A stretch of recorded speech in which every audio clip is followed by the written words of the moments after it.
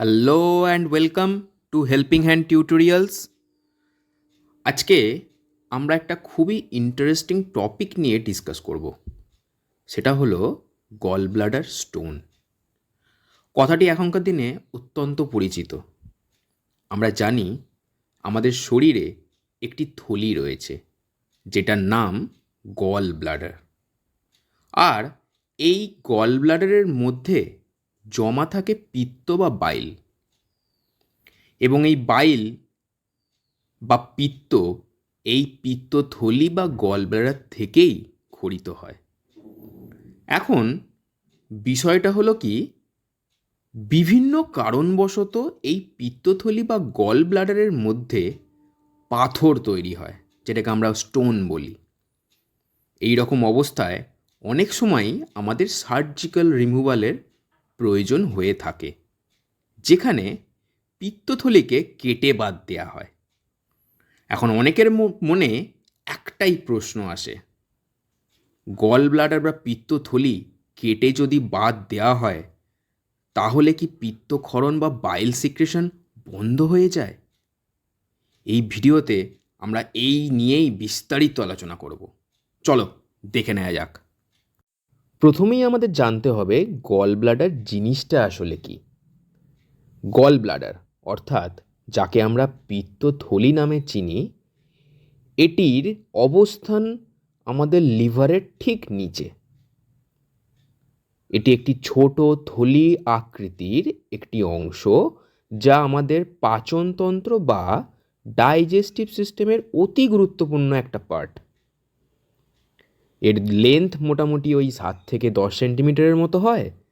এটির অবস্থান আমাদের অ্যাবডোমেন বা পেটের ঊর্ধ্বাংশে এবং কিছুটা ডান দিক করে এটি থাকে। লিভারের নিচের দিকে একটি অগভীর খাঁজ থাকে, যাকে আমরা গল ব্লাডার ফোসা বলে থাকি, এবং এই খাঁজেই অবস্থান করে আমাদের গল ব্লাডার। মনে রাখবেন, গল ব্লাডার কিন্তু পিত্ত তৈরি করে না, বরং লিভার থেকে উৎপাদিত পিত্ত বা বাইল এই গল ব্লাডারেই সঞ্চিত থাকে। তাই তো আমরা একে পিত্তথলিও বলি। এবার চলুন আমরা দেখে নিই গল ব্লাডারের কাজটা ঠিক কী।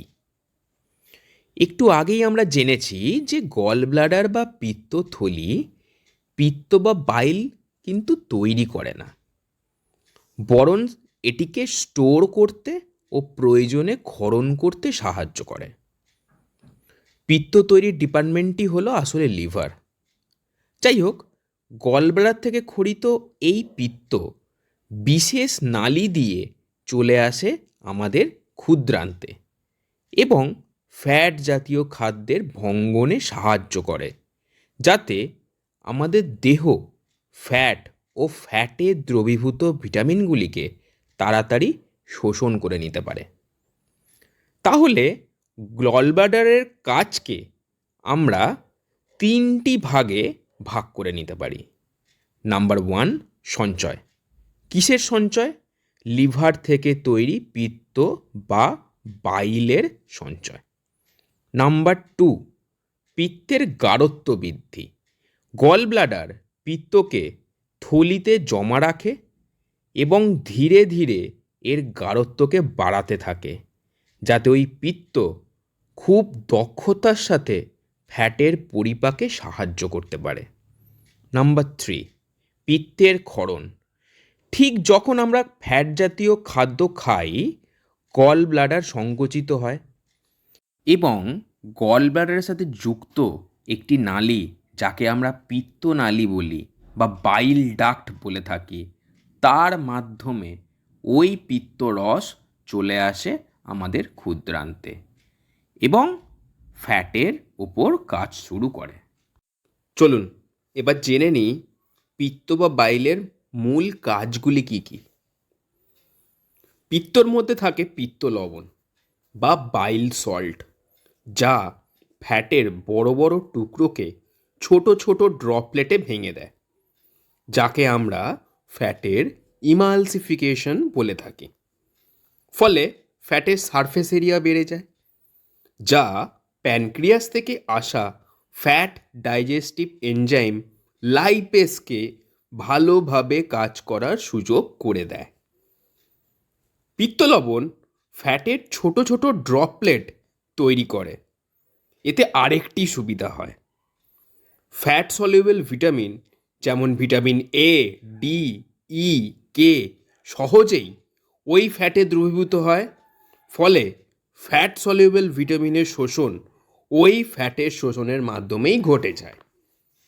এছাড়াও পিত্ত নিজে একটি ক্ষারীয় পদার্থ, যা পাকস্থলী থেকে আগত HCl মিশ্রিত অ্যাসিটিক অর্ধপাচ্য খাদ্যের সাথে মিশে তাকে অনেকটাই প্রশমিত করে দেয়।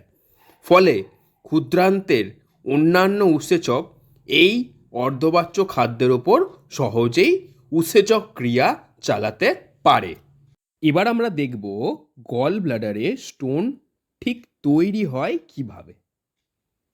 গল ব্লাডারের মধ্যে থাকা পিত্তের বিভিন্ন উপাদান যদি কোনোভাবে থিতিয়ে পড়ে, তখন তা ধীরে ধীরে জমে হার্ডেনিং হতে শুরু করে দেয় এবং তা থেকেই জন্ম নেয় গল ব্লাডার স্টোন। মূলত দুই ধরনের গল স্টোন হতে পারে। ধরে নিন, যদি লিভার অধিক মাত্রায় কোলেস্টেরল উৎপন্ন করতে থাকে, তখন সেই অতিরিক্ত কোলেস্টেরল পিত্তথলিতে এসে জমতে শুরু করে দেয় ও জমতে জমতে স্টোনে পরিণত হতে থাকে, যাকে আমরা কোলেস্টেরল স্টোনও বলে থাকি।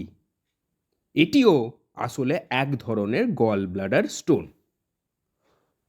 আবার অনেক সময় এটাও দেখা গেছে বিভিন্ন কারণে, যেমন লিভার সিরোসিস, বাইলারি ট্র্যাক্ট ইনফেকশন বা রক্তজনিত নানান কারণের ফলে লিভার অতিরিক্ত মাত্রায় বিলিরুবিন তৈরি করছে।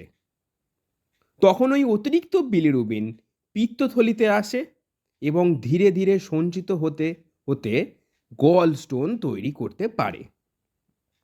আবার এটাও দেখা গেছে গল ব্লাডার ক্ষরণের মাধ্যমে অনেক সময় নিজেকে সম্পূর্ণরূপে খালি করতে পারে না।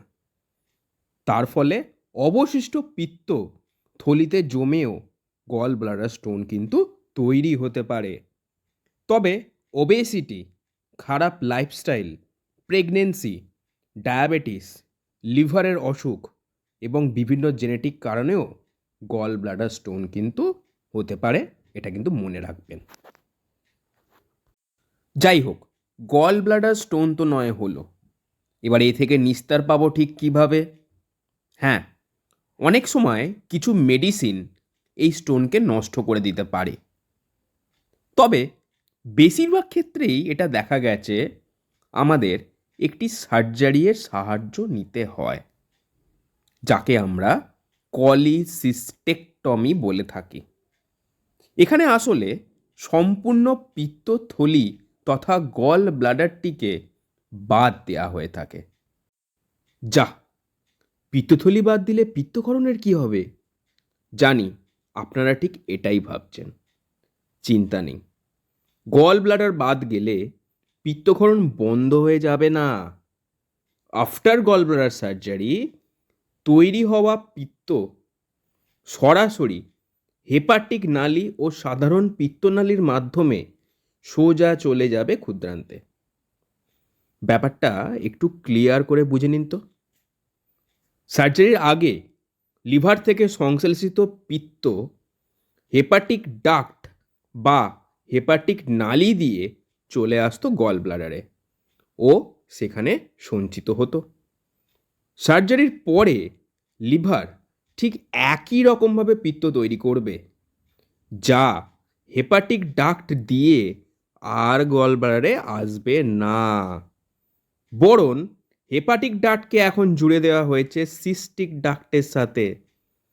ফলে তৈরি হয় কমন বাইল ডাক্ট। ফলস্বরূপ হেপাটিক ডাক্ট থেকে পিত্ত সরাসরি সিস্টিক ডাক্ট হয়ে ক্ষুদ্রান্তে প্রবেশ করবে। কিন্তু সমস্যা এখানে শুধু একটাই, যেহেতু গল ব্লাডার বা পিত্তথলি এখন আর নেই, তাই এখন থেকে পিত্তকে আর স্টোর করা যাবে না। ফলে পিত্তের কনসেন্ট্রেশন বা ঘনত্ব এখন থেকে আর বৃদ্ধি পাবে না। এর জন্য পিত্ত অনেকটাই কিন্তু ডায়ালিউটেড হয়ে যায়।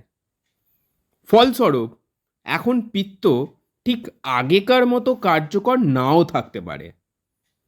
তবে আমাদের লিভার এই পরিস্থিতিকে সামাল দেওয়ার জন্য যথেষ্ট মাত্রায় পিত্তক্ষরণ করতে থাকে, যাতে আমাদের পাচন ক্রিয়া স্বাভাবিক থাকে। সুতরাং চলুন, after gallbladder removal surgery আমাদের কি কি জিনিস থেকে দূরে থাকতে হবে তা একটু জেনে নিই। Number 1, fat. অতিরিক্ত ফ্যাটযুক্ত মাংস যেমন রেড মিট বা অতিরিক্ত তেলযুক্ত খাবার যতটা কম খাওয়া যায় এই সময় ততটাই ভালো। কারণ যত বেশি ফ্যাটযুক্ত খাবার খাবেন তত বেশি লিভারকে বেশি মাত্রায় বাইল বা পিত্ত সংশ্লেষ করতে হবে, যেহেতু এখানে পিত্ত স্টোর করার আর কোনো উপায় নেই। Number 2, dairy product. Whole milk, full fat yogurt, full fat cheese, butter, ice cream ইত্যাদি যতটা কম খাওয়া যায় ততটাই ভালো, কারণ এর মধ্যে অনেকটা মাত্রায় কিন্তু ফ্যাট থাকে। Number 3, spicy food. অতি অবশ্যই এটিকে কিন্তু ত্যাগ করতে হবে, বা যতটা পারেন কম খাবেন, কারণ এর মধ্যে প্রচুর মাত্রায় ফ্যাট থাকে। এছাড়া নাম্বার 4, যে কোনো packaged product, packaged food, frozen food ইত্যাদি ত্যাগ করাই ভালো, কারণ এর মধ্যে প্রচুর মাত্রায় সুগার এবং আনহেলদি ফ্যাট থেকে থাকে। মনে রাখবেন, এই সময় একটু কম খাবেন এবং বারে বারে খাবেন, যাতে আমাদের লিভার সুস্থভাবে কাজ করতে পারে। অতিরিক্ত ফ্যাট জাতীয় খাবার একটু কম খান, বেশি মাত্রায় ফাইবারযুক্ত খাবার বা লো ফ্যাট খাবার একটু বেশি খান।